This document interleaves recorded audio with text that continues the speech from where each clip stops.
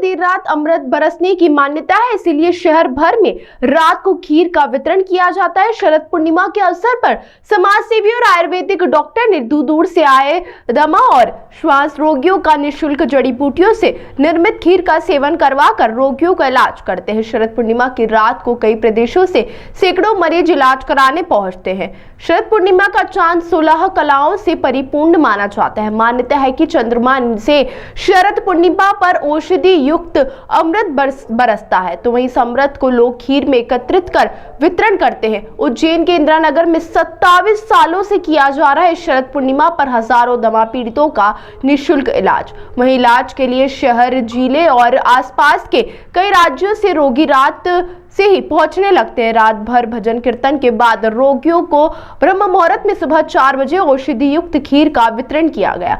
Doctor Prakash Joshi पिछले 27 सालों से दमा और श्वास रोगियों को निःशुल्क औषधि युक्त खीर का वितरण शरद पूर्णिमा की रात को कर रहे हैं, जिसके चलते हजारों की संख्या में श्वास और दमे के मरीज दूर दूर से शरद पूर्णिमा के दिन उज्जैन पहुंचते हैं। दमा रोग चिकित्सा में शरद पूर्णिमा का विशेष महत्व है।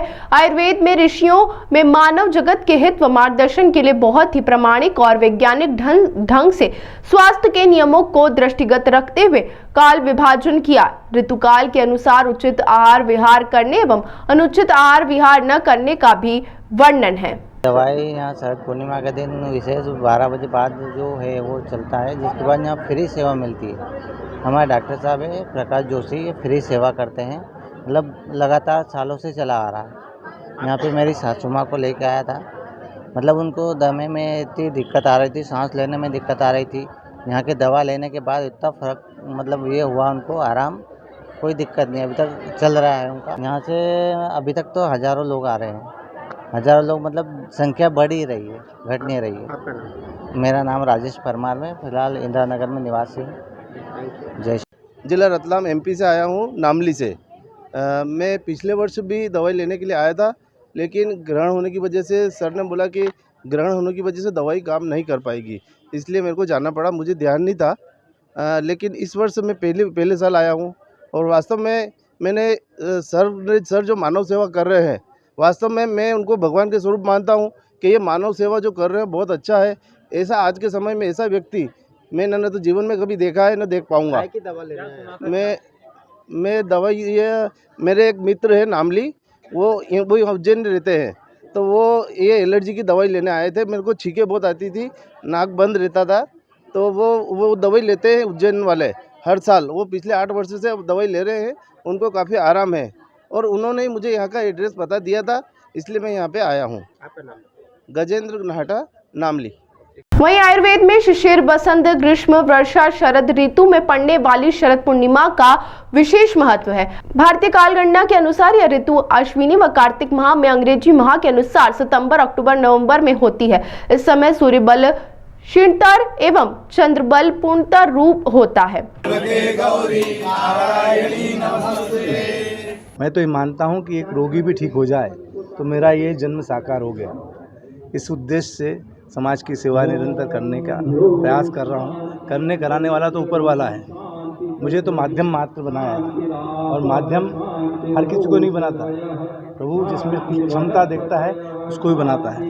ईश्वर ने मुझे इस क्षमता दी है, मैं उसको कोटि कोटि प्रणाम करता हूँ और समाज की सेवा के लिए कृत संकल्प हूँ जब मरते दम तक। अभी तक यहाँ पर राजस्थान, बिहार, गुजरात, महाराष्ट्र और मध्य प्रदेश के तो अन्य जिलों के सभी, हमारे 45 जिले हैं, सभी जिलों से यहाँ पर रोगी पधार।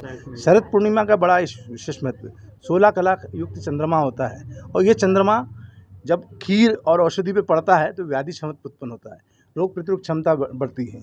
हमने देखा होगा कि हम जितने भी वैक्सीनेशन करते हैं, वैक्सीनेशन बॉडी में जैसे ही डालते हैं रोग प्रतिरोधक क्षमता उत्पन्न होती है। तो हमारा आयुर्वेद का जो सिद्धांत है, स्वस्थस्य स्वास्थ्य रक्षणम आतुर स्वीकार प्रश्नम च, उस उद्देश्य से लेकिन हम इस खीर का, औषधि युक्त खीर समाज को देते हैं। औषधि हमने चंद्रमा की रोशनी में रखी है। सुबह 4 बजे हम औषधि वितरण करते हैं। अब प्रातःकाल 4 बजे क्यों देना चाहिए? रात्रि जागरण से वायु की वृद्धि होती है और कफ का शमन होता है। हम प्रातःकाल जो औषधि देते हैं वो कफ को बढ़ाती जरूर है, लेकिन जो वात बढ़ा है एक्सिस रूप से उसका शमन करती है, क्योंकि इस रोग में वात और कफ की प्रधानता है।